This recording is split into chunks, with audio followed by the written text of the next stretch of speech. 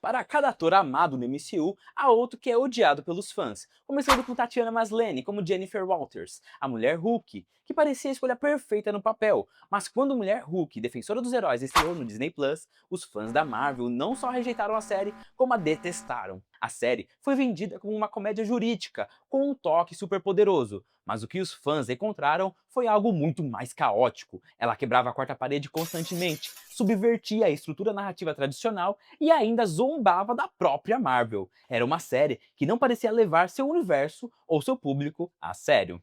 No terceiro episódio, Jennifer Walters, já em sua forma completa de Mulher Hulk, aparece dançando um twerk com Mega Thee Stallion no escritório de advocacia. Para muitos fãs, esse foi o ponto mais baixo da franquia. O final introduziu uma IA chamada Kevin, uma paródia do chefe da Marvel, Kevin Feige, e brincou com temas como masculinidade tóxica, formulários online e expectativas dos fãs. Em vez de tentar agradar os críticos, a série preferiu antagonizá-los, ou seja, transformá-los em vilões. A mulher Hulk é melhor do que o Hulk? Ela é forte que nem ele? É inteligente que nem ele? Não! Ela nem teria os poderes dela sem ele, né? Então por que temos que agir como se ela merecesse tudo isso? É onde eu quero chegar. Superpoderes devem ir pra pessoa mais apta pro trabalho, não é? Não é? É isso aí, cara. Diz que ela conseguiu tudo por nepotismo. Ela conseguiu tudo por nepotismo. Exatamente. E agora, vamos falar da própria Tatiana Maslany. Um dos motivos pelos quais ela é odiada pelos fãs mais hardcore do MCU é a atitude que demonstrou. Em entrevistas, antes do lançamento da série, Maslany fez comentários que irritaram parte do público. Ela enfatizou repetidamente que She-Hulk não era feita para os fãs da Marvel e que a série tinha uma vertente mais feminista do que uma série de super-heróis comuns. It's just like her existing as a superhero is like a thing to note, and a thing that makes her a target, and a thing that makes her up for discussion and up for other people's opinion and up for, judgments on her body and all of that. E alguns fãs interpretaram isso como desdém. E quando a série foi criticada, Maslany dobrou a aposta, defendendo cada elemento polêmico e sugerindo que se você não gostou, o problema era você. Ela também criticou publicamente o CEO da Disney, Bob Iger, por suas declarações sobre as disputas trabalhistas.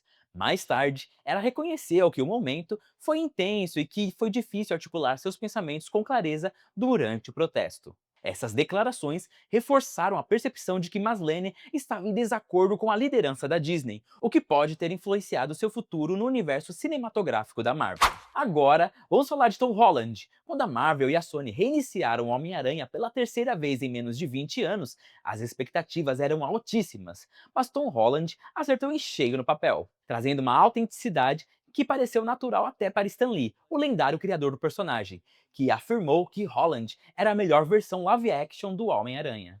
O apelo de Tom, porém, vai além das telas. Diferente de outros atores que parecem distantes ou muito midiáticos, ele sempre demonstrou ser um fã genuíno do universo Marvel. Ele é apaixonado, nerd e cresceu amando esses filmes tanto quanto nós. E quando foi escalado, ainda assim manteve a humildade. Cenas dos bastidores mostram ele se divertindo com o elenco, dançando entre as tomadas, fazendo suas próprias cenas de ação e até se machucando no processo. Tudo para deixar a atuação mais real. Os fãs percebem esse esforço. Ele não está ali só pelo salário, mas ele está ali porque também se importa. E ele também tem a química. Seu vínculo com Robert Downey Jr. transformou a dinâmica entre Tony e Peter um dos arcos mais emocionantes do MCU. I saw it was a rough cut of the movie, but it is easily the best Spider-Man movie and a great movie. We were all knocked out by it. Thank you so Have much. you guys seen the movie yet? I have. I saw it about a month ago. You did. And what'd you think? You know when you revise for an exam and you feel like you crushed it, but the longer you wait for the results, the more you think you kind of He's British, by the way. ruined it. Means a test or a... A test or something. Thank God you brought your translator. Exactly, yeah. Thanks, boss. E claro, temos Zendaya. Vamos combinar? Os fãs adoram um romance dentro e fora das telas, e o relacionamento real de Tom e Zendaya só tornou a dupla Peter e MJ ainda mais mágica. Tom Holland se importa com o Homem-Aranha, ele realmente quer fazer os melhores filmes possíveis. Enquanto Tom parece ser uma das poucas estrelas da Marvel que escapou de polêmicas e fez um ótimo Homem-Aranha, o mesmo não pode ser dito da próxima atriz. Porque, se você dar uma olhadinha em qualquer fórum do MCU, há um nome que sempre inflama os comentários: Brie Larson. Em 2018, durante a promoção de Capitã Marvel, Brie chamou a atenção ao falar sobre diversidade na crítica de cinema. Ela disse ter percebido que a imprensa que cobria seus filmes era majoritariamente branca e masculina, e que queria abrir espaço para as vozes mais diversas. Apesar de seu discurso ser sobre inclusão, muitos distorceram suas palavras online. De repente, ela não era mais só uma atriz, virou uma odiadora de homens, um símbolo da diversidade forçada e do movimento chamado Woke em Hollywood. Capitã Marvel estreou em 2019 entre Vingadores, Guerra Infinita e Ultimato. Arrecadou mais de 1 bilhão, mas a reação dos fãs foi, no máximo, mista. Críticos elogiaram a mensagem de empoderamento feminino, mas muitos fãs acharam o filme esquecível, sem sal e genérico. Os rumores de tensão no elenco dos Vingadores pioraram a situação. Clipes da turnê de Ultimato viralizaram, mostrando momentos constrangedores entre Brie e colegas como Chris Hemsworth e Don Cheadle. As pessoas especularam que ela não se dava bem com o grupo. Embora Don Cheadle tenha dito publicamente que a mídia estava exagerando, o estrago já estava feito. A internet já tinha julgado. Nem as Marvels conseguiu salvar sua reputação. Em 2023, o filme foi um fracasso retumbante, com uma das piores estreias do MCU. Apesar de não ser culpa exclusiva de Brie, ela acabou levando a maior parte da culpa. Ironicamente, sua versão de Carol Danvers em As Marvels era muito mais descontraída e divertida que no primeiro filme. Mas a essa altura, muitos fãs já tinham desistido dela. Enquanto alguns atores da Marvel atraem polêmicas, outros conseguem brilhar discretamente, conquistando os fãs sem esforço. E se há uma atriz que fez isso perfeitamente, é Elizabeth Olsen. Elizabeth entrou no MCU em Vingadores Era de Ultron, e sendo sinceros, o filme não deu muito espaço para ela. Seu sotaque era inconsistente e as motivações de Wanda eram confusas. Ela estava sempre mais lá como um enredo secundário. Mesmo assim, os fãs notaram algo nela.